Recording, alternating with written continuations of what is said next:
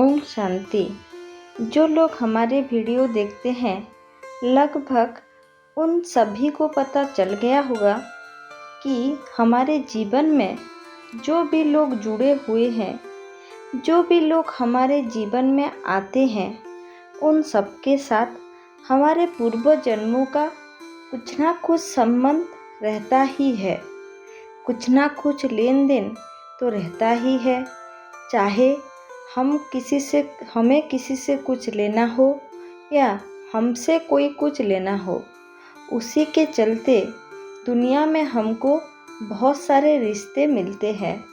हमारे साथ जो लोग जुड़े हुए हैं, हमारा पूर्व जन्मों का उनके साथ कोई ना कोई रिश्ता रहता ही है। ये जो लेन देन की प्रक्रिया है, इनमें से आपके जीवन में बहुत लोग जुड़ते हैं, बहुत लोग आते हैं, जिनके साथ हिसाब बाकी रह जाता है। वो सभी वही चुकतो करने के लिए आपके जीवन में आते हैं। यही है जीवन का एक प्रक्रिया, जिनमें कोई ना कोई रिश्ता बनता है। तो आज हम उस एक सुंदर रिश्ते के बारे में बात करेंगे कि वो रिश्ता हमारे जीवन में कैसे आया। वो है आपका संतान, जो लगभग सभी माता पिता के लिए सबसे प्रिय है। तो जो बच्चा आपके घर में आया है, उनके साथ क्या रिश्ता होता है, पूर्व जन्म का ऐसा क्या रिश्ता रहता है कि कोई बच्चे के रूप में हमारे घर में जन्म लेता है। वही सुंदर रिश्ते के बारे में आज हम जानेंगे। जो बच्चा आज आपके घर में पैदा हुआ है, वो चाहे पुत्र हो या पुत्री हो, उसके साथ तो आपके एक खास संबंध बना रहता है। मैं जो बता रही हूँ आपको, इन 4 संबंधों के कारण आपके घर में संतान रूप में कोई आत्मा आती है। पहला संबंध है ऋणानुबंध संबंध, दूसरा संबंध है शत्रु संबंध, तीसरा संबंध है सेवक संबंध और चौथा संबंध है उदार संबंध। इन चारों संबंधों के कारण आपके घर में कोई बच्चा पुत्र या पुत्री के रूप में जन्म लेता है। देखिए, आत्मा का तो कोई लिंग या कोई जाति नहीं रहता है। वो अपने कर्मों के कारण पिछले जन्म में जो भी कर्म किया हुआ है, उसी के अनुसार वो पुरुष या स्त्री या अन्य किसी लिंग में वो जन्म लेता है और उसके अनुसार वो सारे कर्म भी करता जाता है।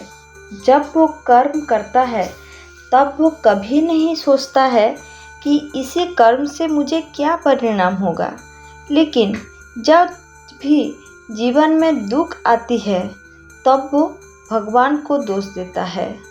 कभी आपने देखा है कि आप बबूल का पेड़ बोए होंगे और उसमें आम फला हो? ऐसा तो कभी नहीं होता है। फिर आप जीवन में कैसे सोच लेते हैं कि आप किसी का बुरा करेंगे और आपका भला हो जाएगा? ऐसा नहीं हो सकता। कर भला तो हो भला। अगर आप जिंदगी में किसी का भला करेंगे, तभी आपका भला हो पाएगा। इसीलिए हमेशा सब अच्छे कर्म में लिप्त रहिए। ये तो हो गया कर्म और जन्म की बातें।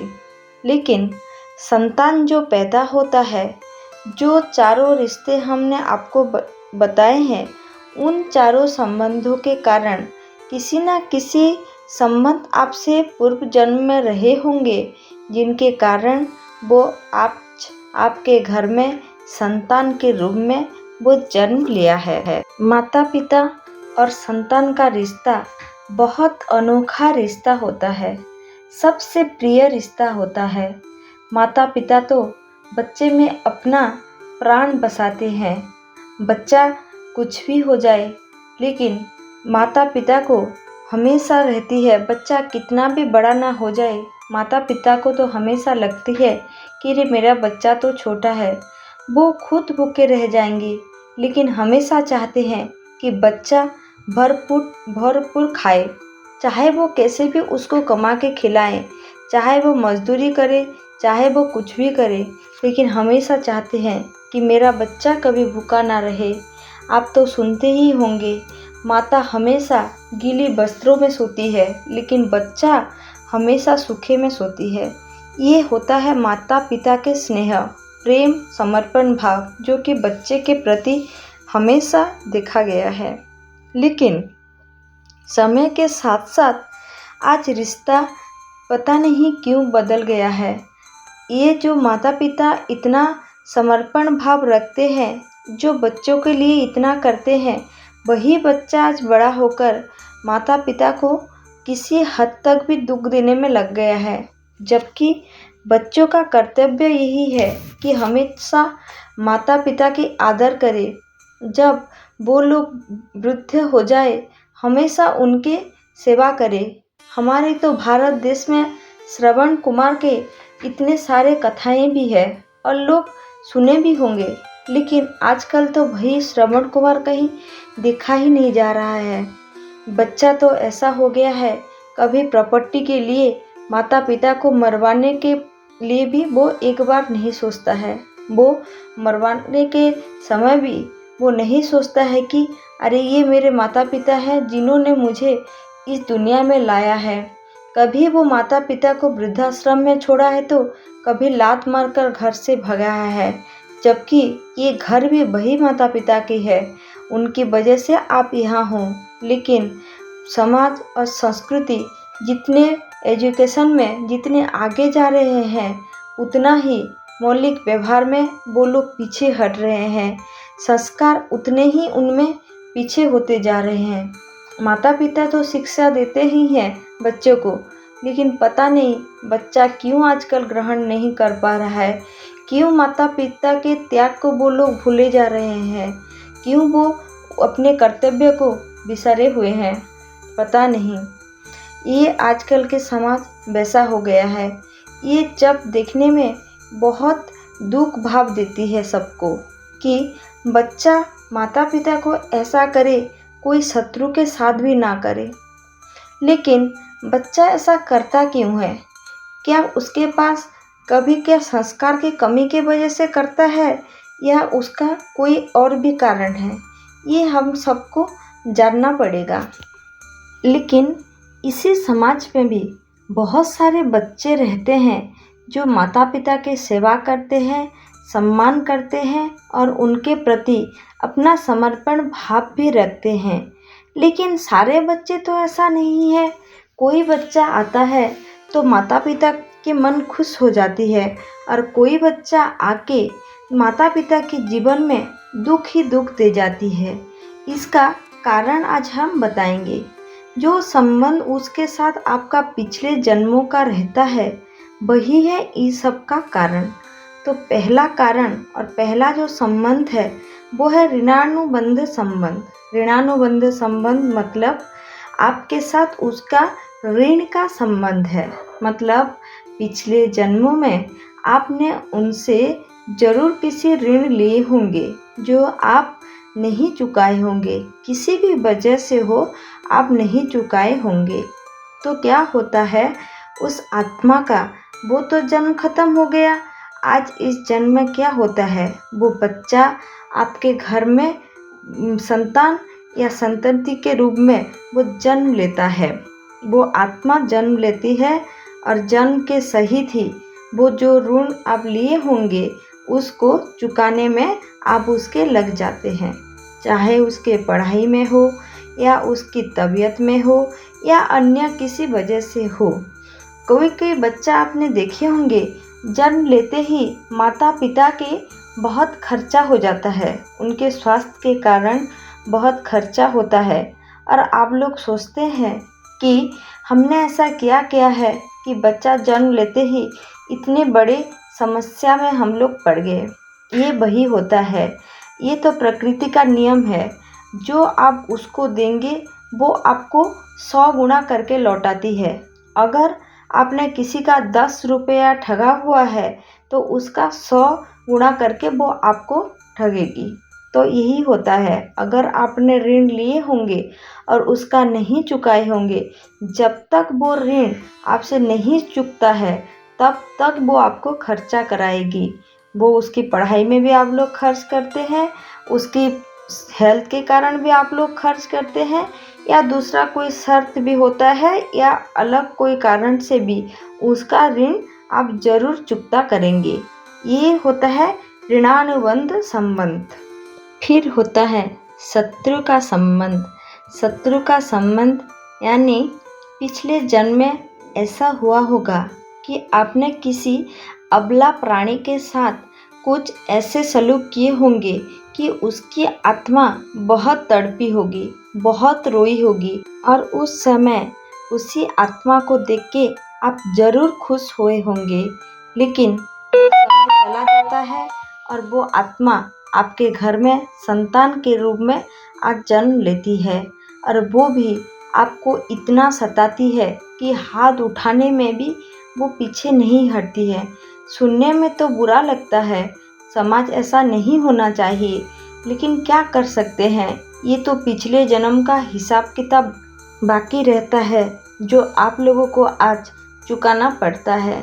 वही संतान जन्म लेते हैं और माता पिता को बहुत सारे दुख देते हैं, और उनके दुख को देख के वो खुश भी होते हैं। मान लीजिए ऐसा व्यवहार करते हैं जिसे लोग कुत्ते बिल्ली के साथ भी ना करें, लेकिन उन लोगों को कोई बुरा नहीं लगता है, क्योंकि वही माता पिता के वो पिछले जन्मों का वो कर्मों का ही फल है जो आज उनको मिल रहा है। यही है शत्रु का संबंध। तीसरा संबंध है उदास संबंध, यानी कुछ कुछ संतान होते हैं जो माता पिता के प्रति हमेशा उदासीन रहते हैं, कभी भी उनके कोई कर्तव्य करते ही नहीं है। माता पिता उनको पढ़ाए लिखाए होते हैं, इतना काबिल बनाते हैं कि वो कुछ भी कर जाए, लेकिन वो बच्चा होता है कि माता पिता को भूल ही जाती है। वो किसी वजह से भी हो, चाहे नौकरी के कारण हो या चाहे शादी करके अपनी पत्नी के कारण हो, वो बहुत दूर चला जाता है। ये पिछले जन्मों का ही संबंध है। पिछले जन्म में जरूर ऐसा हुआ होगा कि कोई आत्मा संपूर्ण रूप से आपके ऊपर निर्भर था और आपने जरूर उसका अवहेलना की होंगी। इसी के वजह से आज वही आत्मा आपके घर में जन्म लिया हुआ है, और आपको आज वो एक भी बार मुड़ के नहीं दिख रहा है। जब आप उसके लिए बहुत कुछ भी कर चुके हैं, लेकिन वो आपको कुछ एक भी बार पूछने के लिए भी वो आज समर्थ नहीं है, और समर्थ है भी तो वो पूछना नहीं चाहता है। ये है एक संतान के साथ, एक आत्मा के साथ उदास के संबंध। और अंत में बात करेंगे सेवक के संबंध। अगर आपने पिछले जन्म में किसी भी आत्मा का निस्वार्थ भाव से सेवा किए हुए हैं, तो वो आत्मा आज आपके घर में आपके संतान के रूप में जन्म लेगा, और वो भी अपने तन मन धन से वो आपका सेवा करेगा, क्योंकि वो आपका ही सेवा का चुकता करने आया है। वह मान लीजिए आपका सेवा का आज वो मूल्य देने आया है। वो भी आपको किसी भी हाल में हो, आपको हमेशा खुश रखेगा, अपने मन से आपका हमेशा सेवा करेगा। ऐसे ऐसे बेटे भी हुए हैं जिनके पास चाहे धन ना हो, लेकिन माता पिता के हमेशा सेवा करते रहते हैं। यही वही माता पिता का पिछले जन्मों का कर्म का ही फल है, क्योंकि आप सभी जानते हैं जो लोग हम जितना देते हैं उतना ही हमको मिलता है। अगर हम अच्छे कर्म किए हैं तो हमारे साथ भी सारा कुछ अच्छा होता है, लेकिन अगर हम जीवन में बुरे कर्म किए हैं तो वही हमको चुकाना पड़ता है। कर्म का फल कभी भी कहीं नहीं जाता है, वो हमेशा हमारे साथ जुड़ा रहता है, क्योंकि शरीर कितना भी बदल जाए लेकिन आत्मा तो हमेशा अजर अमर अविनाशी है। वो हमेशा एक वस्त्र को छोड़कर दूसरा वस्त्र परिधान करते हैं और उनके साथ उनके कर्म में हमेशा जाते हैं। आपके साथ भी कुछ भी ऐसा हो रहा हो तो हमेशा आप कभी भी उन संतान संतति को ना कोसें, क्योंकि माँ बाप हमेशा बच्चों को आशीर्वाद देना चाहिए, क्योंकि ये कोई भूल नहीं है, ये तो आपके पिछले जन्मों का ही कर्म का फल है। आपने ज़रूर ऐसा कर्म किए होंगे, इसीलिए वही आत्मा आपके घर में ऐसे आज पैदा हुआ है। लेकिन हम चाहते हैं कि हमेशा आप अच्छे कर्म में रहे, ताकि हमेशा आपका भाग्य अच्छा बने, अच्छे अच्छे लोग आपके साथ जुड़े। अगर आपके घर में संतान पैदा ना भी हुआ हो तो वो भी अच्छा संतान आपके घर में पैदा हो, जो आपको हमेशा खुशी दे। इसी शुभकामना के साथ हम आज के वीडियो को समाप्त करते हैं। अगर आपको वीडियो पसंद आए तो लाइक कीजिए, अपने फैमिली और दोस्तों के साथ शेयर कीजिए, और हमारे चैनल में अगर आप नए हैं तो चैनल को सब्सक्राइब ज़रूर कीजिए। सब्सक्राइब करते वक्त बेल आइकन को ज़रूर दबाइए और हमारे कमेंट बॉक्स में परमात्मा शिव बाबा को ज़रूर याद कीजिए और अपना सुंदर सुंदर कमेंट ज़रूर दीजिए। ओम शांति।